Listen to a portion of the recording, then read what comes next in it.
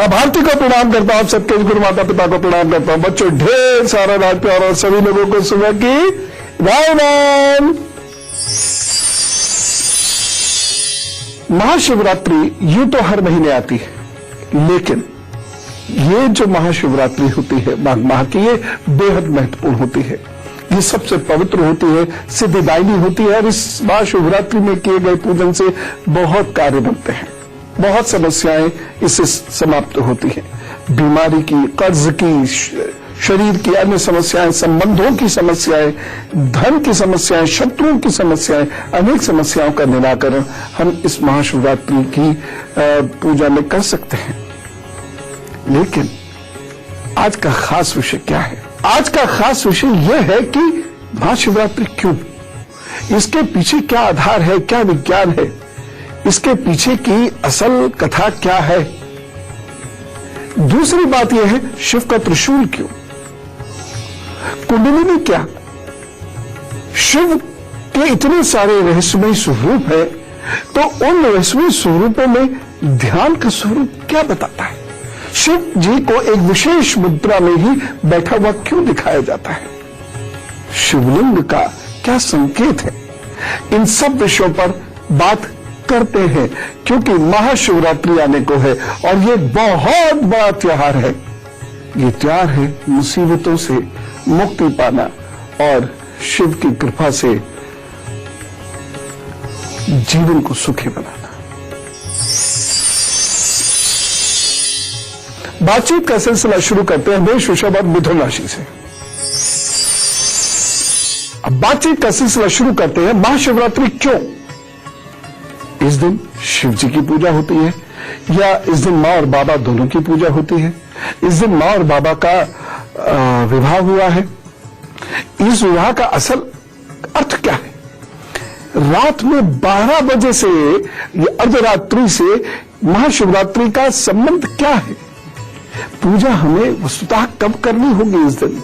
इन सब विषयों पर बात करनी है। दरअसल ब्रह्मांड आग में जल रहा था।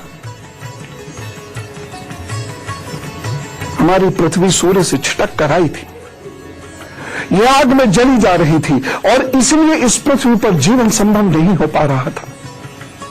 पृथ्वी जीवन विहीन थी।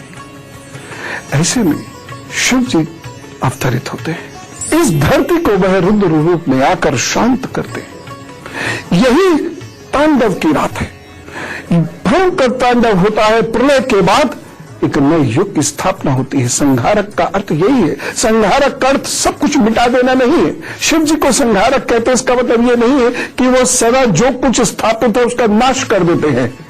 संहारक का अर्थ है स्थापना, नाश के, विनाश के बाद की स्थापना, प्रलय के बाद की स्थापना, पाप का अंत करने के बाद पुण्य की स्थापना। यहां तांडव होता है, इस रात में तांडव होता है। शिव जी के अनेक रूपों को इसी दिन याद किया जाता है। शिव जी के जो सबसे महत्वपूर्ण स्वरूप है, सृजन का स्वरूप, ये वो रात है। धरती को प्राकृतिक रूप में लाने वाली रात है और इस दिन धरती के अंदर वह गुणात्मक विकास होना प्रारंभ होता है जब धरती पे जीवन का जन्म हो सके। और धरती यहां से बननी शुरू होती है और धरती पर प्रथम सूर्य की किरण पड़ती है जिस दिन गुड़ी पड़वा होती है, चैत नवरात्र प्रारंभ होते हैं। जितनी भी ये कथाएं हैं, ये सब वैज्ञानिक रूप से एक दूसरे के साथ जुड़ी हुई हैं, क्योंकि हमें उस चीज का ज्ञान नहीं है, इसलिए उलझ जाते हैं। और जब बहुत उलझता है व्यक्ति ने तो कहता है कुछ नहीं रखा, सब बेकार की बात है, तो इसमें ऐसा थोड़ी हुआ होगा, ऐसा थोड़ी हुआ होगा। लेकिन यदि आप उसका गंभीरता से अध्ययन करेंगे तो समझ में आएगा। तो प्रलय हो चुका था, धरती अब शांत हो रही है, अब धरती जीवन के लिए तैयार हो रही है और ऐसे में इस दिन तांडव होता है और धरती को तैयार किया जाता है जीवन के लिए। और यही है मां और बाबा की शादी का, उनके विवाह का रहस्य। शिव जी एक ऐसे देवता हैं जो सबसे ज्यादा भोले भी हैं लेकिन सबसे ज्यादा रहस्यमयी भी है, और उन्होंने पृथ्वी पर क्या क्या दिया है इनको अगर गिनना शुरू करेंगे तो आंखें फटी की फटी रह जाएंगी। फिलहाल मैं आपको कर्क, सिंह और कन्या राशि का हाल बताता हूं, उसके बाद मां और बाबा की और बात बताता हूं। कर्क राशि आज बड़ी दरियादिली दिखानी। प्राचीन युग में गुण आधारित नामों का चलन था। यह मैंने ऐसे सोचा कि शिवजी को पशुपति क्यों कहते हैं। मेरा किसी चिंतन है, हो सकता है आप इससे इत्तेफाक न रखते हो। शिवजी ने तो कोई पशु पाला नहीं है, नंदी भी पालतू नहीं है, और नंदी बैल ही हो यह भी आवश्यक नहीं है। इसकी चर्चा अभी हम करेंगे। अभी तो शिवरात्रि की बातें करनी है एक दो दिन, तो इसकी चर्चा भी करेंगे। लेकिन मुझे ऐसा लगता है कि उन्होंने अपने अंदर के पशुत्व पर पूरा नियंत्रण कर लिया था, इसलिए उन्हें पशुपति कहा गया। उन्होंने केवल शिव यानी कल्याणमयी रूप अपने अंदर से विकसित किया था, एक ऐसे देवता जिनका कार्य ही कल्याण करना है, इसलिए उनको पशुपति कहा। इसका यह अर्थ भी हो सकता है कि पृथ्वी पर उसी समय पशु उदय होते हैं, उससे पूर्व तो जीवन नहीं है। तो इस तांडव के उपरांत पृथ्वी पर पशु उत्पन्न होना शुरू होते हैं, इसलिए भी उन्हें पशुपति कहा गया है, क्योंकि उनके प्रयासों से ही यह संभव हुआ, उनकी कृपा से ही यह संभव हुआ। एक और चीज, शिव जी के गले में सांपों का क्या अर्थ है? ये विशेष प्रयोजन से दिखाए गए हैं। सर्प जागृत कुंडली का प्रतीक है। ये वास्तविकता नहीं है कि सांप हर वक्त ऐसे बैठा रहता था। ये जागृत कुंडलिनी शक्ति का प्रतीक है। शिवजी के गले में सर्पहार का अर्थ है कुंडलिनी शक्ति पर एकाधिकार। शिव तपस्वी हैं और नियमित ध्यान साधना करते हैं। हाँ, ये अलग बात है, शिव वक्त थोड़ा कम करते हैं ध्यान साधना, लेकिन शिव जी तो ध्यान और साधना में ही सदा लीन रहते हैं। और शिव जी को स्वयं पर नियंत्रण है, अपनी इंद्रियों पर पूर्ण नियंत्रण है। उनकी कुंडलिनी शक्ति पूर्णतया जागृत है, और कहा जा सकता है कि उनका कुंडलिनी शक्ति पर स्वामित्व है। और इसी आधार पर शिव जी को तंत्र का स्वामी भी कहा जाता है।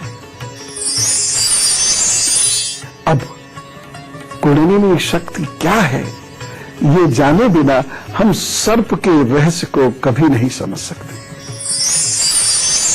कुंडलिनी आरोहणम। कुंडलिनी शरीर के अंदर मौजूद एक ऊर्जा शक्ति है, जिसे दिव्य शक्ति भी कहा जाता है। कुंडलिनी शक्ति पूरे ब्रह्मांड की सार्वभौमिक शक्ति है। कुंडलिनी शक्ति सभी जड़ चेतना में अपने रूप और गुण के अनुरूप अधिक या कम मात्रा में रहती है। शरीर में मौजूद ये कुंडलिनी शक्ति सोई हुई अवस्था में होती है। प्रकृति की ये महान ऊर्जा विद्युत शक्ति से कई गुना ज्यादा शक्तिमान है। कुंडलिनी सभी जीवों की अपेक्षा मनुष्य में अधिक जागृत होती है। कुंडलिनी मनुष्य में पूर्ण रूप से जागृत होती है। जब कुंडलिनी किसी मनुष्य में जागृत होती है तो उसमें मन और अहंकार समाप्त हो जाता है। ऐसा माना जाता है कि कुंडलिनी जागृत होने के साथ ही कई तरह की दिव्य शक्तियां भी जागृत हो जाती हैं। कुंडलिनी शक्ति दिखाई नहीं देती, फिर भी ज्ञानियों और रोगियों ने इसकी कल्पना सर्प के आकार में की है। कुंडलिनी को हठ योग के ग्रंथों में भुजंगनी भी कहा जाता है। कुंडलिनी शक्ति का जो रूप बताया गया है उसमें 3.5 कुंडल लगाए सर्प है जो मूलाकार चक्र में सो रहा है।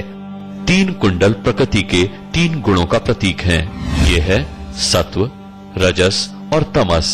सत्व का अर्थ होता है आत्मा की शुद्धता, रजस का अर्थ होता है क्रियाशीलता और वासना, जबकि तमस को जड़ता या अंधकार कहा जाता है। जिसकी कुंडलिनी जागृत हो जाती है वो इन तीनों गुणों पर विजय प्राप्त कर लेता है। आरोहणम।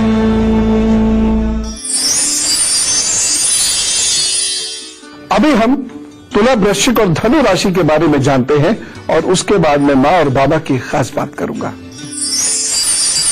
शिव जी को अगर आप देखेंगे तो उनकी प्रतिमा में ही अनेकों रहस्य छुपे हुए हैं। मां और बाबा का मिलन ही इस सृष्टि में हमारी और आपकी उन्नति का आधार है।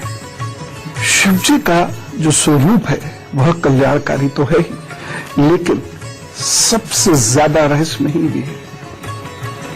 और शिव जी की प्रतिमा को यदि आप बहुत गंभीरता से देखेंगे तो बहुत सारे रहस्य को ये समेटे हुए है, और वह रहस्य हमारी आपकी उत्पत्ति का कारक है, इस धरती पर वनस्पति का कारक है। ये जो महाशिवरात्रि है यही वो कालरात्रि है जहां इस धरती पर काल प्रारंभ होता है।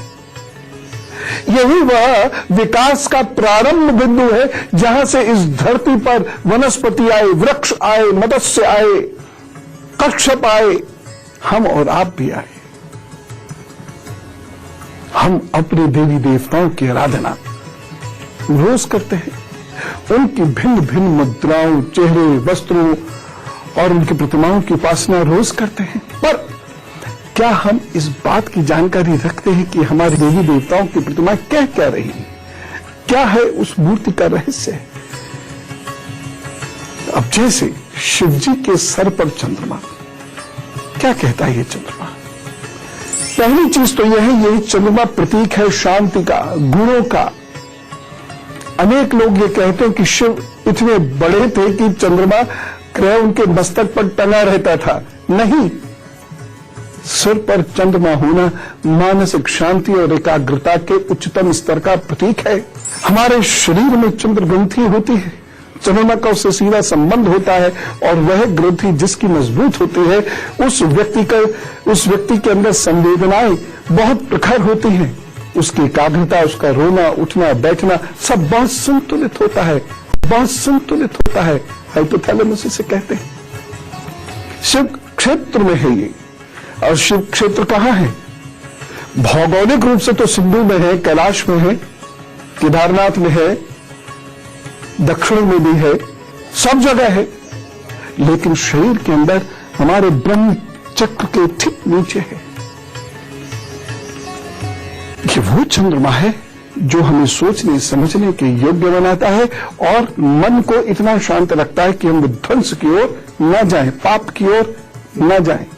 दूसरी बात, महाकाल का अभ्युदय होता है इस रात, और चंद्रमा से ही हम अपनी धरती की काल गणना करते थे। तो यह इस बात के संकेत है। एक और चीज है, शिव जी की भस्म। शिव जी भस्म क्यों लपेटे हुए रहते हैं? और शिव जी के भक्त भी भस्म क्यों लगाते? आखिर ये भस्म है क्या? भगवान को भस्म लपेटने की आवश्यकता पड़ी ही क्यों? पूरा जगत तो उन्हीं का है, फिर उन्हें वस्त्र इस प्रकार से भस्म रूपी वस्तुओं की आवश्यकता क्यों पड़ी? ऐसा क्या है भस्म में जो शिव जी को बहुत प्रिय है? शिव के नाम के साथ 3 वस्तुओं को जोड़ा गया है। शिव पुराण कहता है कि जिस भक्त के पास ये 3 चीजें होती हैं, उसे त्रिवेणी के स्नान का फल प्राप्त होता है। ये 3 वस्तुएं हैं शिव का नाम, विभूति अर्थात भस्म तथा रुद्राक्ष। शिव के नाम को गंगा कहा गया है, जबकि भस्म को यमुना माना गया है, जबकि रुद्राक्ष सरस्वती है। इसीलिए जिसके पास ये तीनों होते हैं उसे त्रिवेणी के स्नान का फल मिलता है। शिव पुराण के विश्वेश्वर संहिता में भस्म के 2 प्रकार बताए गए हैं, एक महाभस्म और दूसरा स्वल्प भस्म। महाभस्म के 3 प्रकार हैं, श्रौत, स्मार्त और लौकिक। श्रौत और स्मार्त भस्म को त्रिपुंड लगाने के समय मंत्रोच्चारण करने को बताया गया है, जबकि लौकिक प्रकार को बिना मंत्रोच्चार के भी त्रिपुंड में धारण किया जा सकता है। जले हुए गोबर से बनने वाले भस्म को आग्नेय कहा गया है, जबकि अन्य यज्ञों से मिला हुआ भस्म भी त्रिपुंड में काम आ सकता है। शिव पुराण में भस्म को धारण करने से पूर्व उसे 7 मंत्रों से अभिमंत्रित करने को कहा गया है। त्रिपुंड लगाने की विधि के अनुसार बाहों के मध्य भाग से लेकर जहां तक बाहों का अंत है उतना बड़ा त्रिपुंड ललाट में धारण करना चाहिए। बीच की और सबसे छोटी उंगली से ललाट पर 2 रेखाएं बनानी चाहिए। बीच में अंगूठे से बनाई गई रेखा होनी चाहिए। शिव पुराण के मुताबिक त्रिपुंड की तीनों रेखाओं के 9 देवता बनाए गए हैं, अर्थात त्रिपुंड की 3 रेखाओं के कुल मिलाकर 27 देवता होते हैं। शिव पुराण में त्रिपुंड को शरीर के 16, 8 अथवा 5 स्थानों पर लगाने को कहा गया है। शिव और भस्म के संबंध का एक बड़ा आधार आवश्यकता भी है। शिव हिमालय की दुर्गम पहाड़ियों में साधना करते थे और ये भस्म उन्हें कई तरह की मुश्किलों से बचाती थी। भभूत बहुत ही बारीक होती है, अतः शरीर के रोम छिद्रों को बंद कर देती है। इस कारण से इससे ठंड, कीड़ों आदि से बचा जा सकता है। भभूत बनाने में जिस समिधा का प्रयोग होता है उससे शरीर मजबूत होता है। ये भी एक बड़ा कारण है कि शिव और भस्म या भभूत एक दूसरे के पर्याय बने।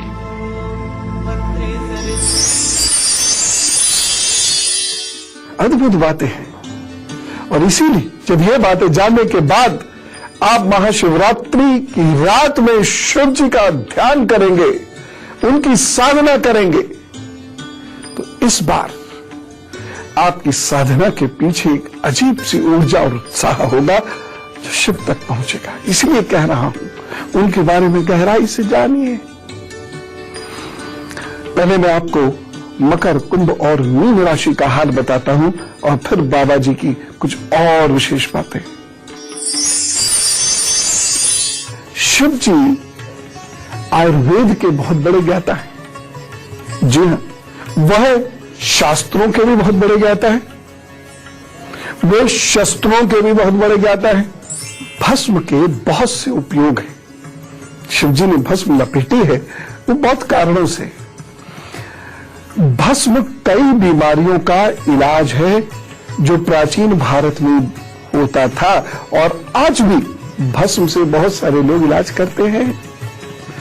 कुछ ऐसे असाध्य रोग होते हैं जिनका भस्म की विधि से उपचार किया जाता है, आज भी किया जाता है।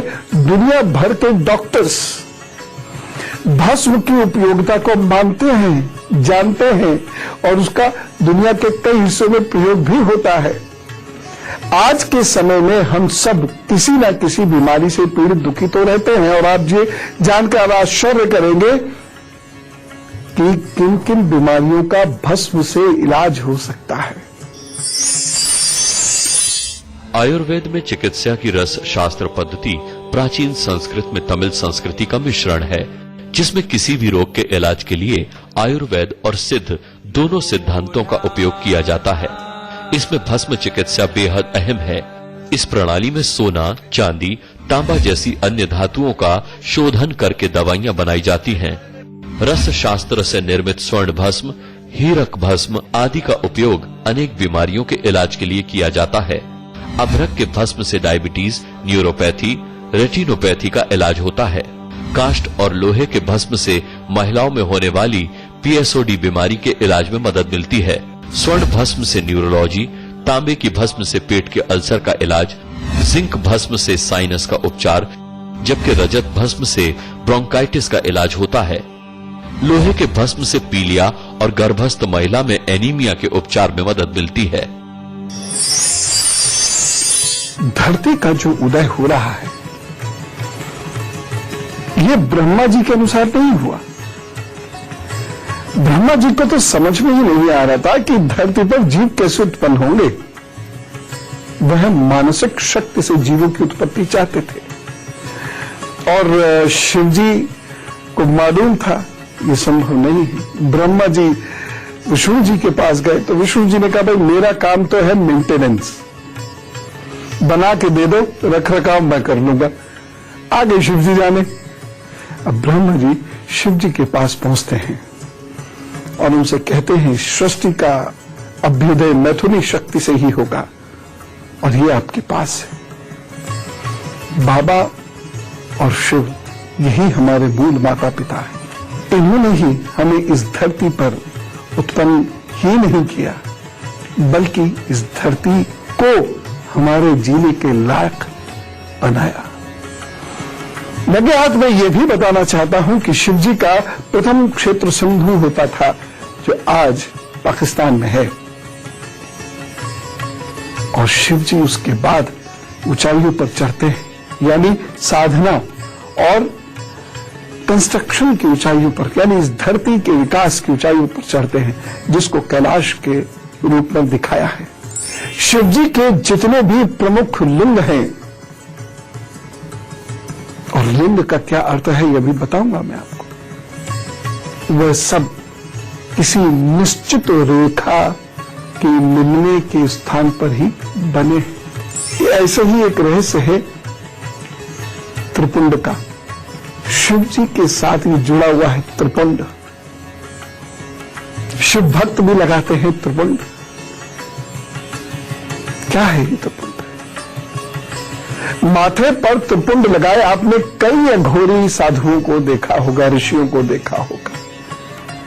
मंदिर में पुजारी जी भी त्रिपुंड लगाते हैं, शमशान में अघोरी भी त्रिपुंड लगाते हैं।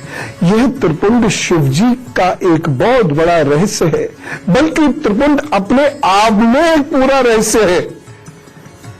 आप पूजा करते, यात्रा पर जाते, टीका या तिलक तो लगाते ही हैं, लेकिन पता है कि यह टीका तिलक क्यों लगाते हैं? भगवान का आशीर्वाद समझकर आप ये लगाते हैं, लेकिन क्या ये वाकई भगवान का आशीर्वाद है? क्या है इसका रहस्य? चलो ये जानते हैं। भारत में तिलक या त्रिपुंड का बड़ा महत्व है। ब्रह्म वैतर्भ पुराण में लिखा है, स्नान दान तपे होमो देवता पितृ कर्म च तत् सर्व निष्फल याति ललाटे तिलक बिना। अर्थात तिलक के बिना सभी जातियों के होम, तपस्या, स्नान, देवताओं की पूजा, पितृकर्म और दान निष्फल हो जाते हैं। हिंदू शास्त्रों में तो तिलक प्रभा को इतना महत्व दिया गया है कि राज्याभिषेक समारोह का नाम ही राज्य तिलक पड़ गया। तिलक, टीका या त्रिपुंड, इन सब का सीधा संबंध मस्तिष्क से है। मस्तिष्क शरीर रूपी साम्राज्य का संचालक होता है। मस्तिष्क के ऊपर वाला भाग प्रमस्तिष्क कहलाता है। ये भाग शरीर में आने वाली सूचनाओं को ग्रहण करता है और शरीर के बाकी अंगों को सूचनाएं भेजता रहता है। प्रमस्तिष्क मस्तिष्क का वो भाग है जो मनुष्य को देवता, राक्षस, प्रकांड, विद्वान अथवा मूर्ख बना देता है। यहीं पर पिट्यूटरी ग्रंथि होती है। यह ग्रंथि कई हार्मोन्स उत्पन्न करती है, जिससे स्मरण शक्ति, दृष्टि, सुनने की शक्ति, सूंघने की शक्ति, संवेदना आदि शक्तियां बढ़ती हैं। आज्ञा चक्र एक ऐसा चेतना केंद्र है जहां से समस्त ज्ञान, चेतना और क्रियात्मक चेतना का संचालन होता है। आज्ञा चक्र की दिव्य नेत्र है। यहाँ पर त्रिपुंड या तिलक लगाने से आज्ञा चक्र जागृत होता है, जिससे शरीर की शक्ति का तेज और ओज ज्यादा बढ़ता है। तिलक लगाते ही मस्तिष्क में एक प्रकार की तरावट, ठंडक, शांति और शीतलता मिलती है। चंदन, केसर, कस्तूरी, अष्टगंधा आदि की सुगंध के कारण मन भी प्रसन्न रहता है। मस्तिष्क में रसायन सेरोटोनिन और बीटा एंडोर्फिन की कमी शरीर में उदासीनता लाते हैं, मनोभावों को प्रभावित करते हैं। तिलक या त्रिपुंड लगाने से ये दोनों ही रसायन का निकलना संतुलित होता है। हमारे ज्ञान का केंद्र भ्रुकुटी और ललाट का मध्य भाग है। जब हम मस्तिष्क से अधिक काम लेते हैं तो इसी स्थान पर दर्द का अनुभव होने लगता है। इसीलिए ही हमारे महर्षियों ने तिलक का विधान किया। चंदन की महिमा सभी वैद्य डॉक्टर जानते हैं। मस्तिष्क के केंद्र बिंदु पर चंदन का तिलक ज्ञान तंतुओं को संयमित और सक्रिय रखता है। चंदन लगाने से कभी सिर में दर्द नहीं होता, दिमाग तेज भी रहता है। सामाजिक कार्यक्रमों में तिलक लगाने की परंपरा समाज में एकता का सूचक है। इससे ऊंच नीच की दीवार नहीं रह जाती। तिलक लगाना सम्मान का भी प्रतीक है। भारतीय परंपरा में कोई भी सम्मान तिलक के बिना अधूरा माना जाता है। यात्रा पर जाना हो तो तिलक, युद्ध में जाना हो तो तिलक, किसी को विदा करना हो तो तिलक। भारतीय परंपरा में कोई भी शुभ काम बिना तिलक के पूरा नहीं होता। मैं शिवलिंग की बात कर रहा था। शिवलिंग भगवान शिव के शरीर का हिस्सा नहीं है। इसके बारे में फिर मैं बहुत डिटेल से आपको बताऊंगा, कल इस पर ही बात करेंगे। ये उससे कुछ अलग है। शिव जी तो पूरे रहस्य का गढ़ है। शिव जी के एक और रहस्य को जानने के बाद फिर आपको उनके एक एक प्रतीक का पता चल जाएगा। तभी आप सही अर्थों में कल ढंग से शिव जी को समझ के पूजा कर पाएंगे, उनकी उपासना कर पाएंगे, उनके स्वरूप को समझ पाएंगे।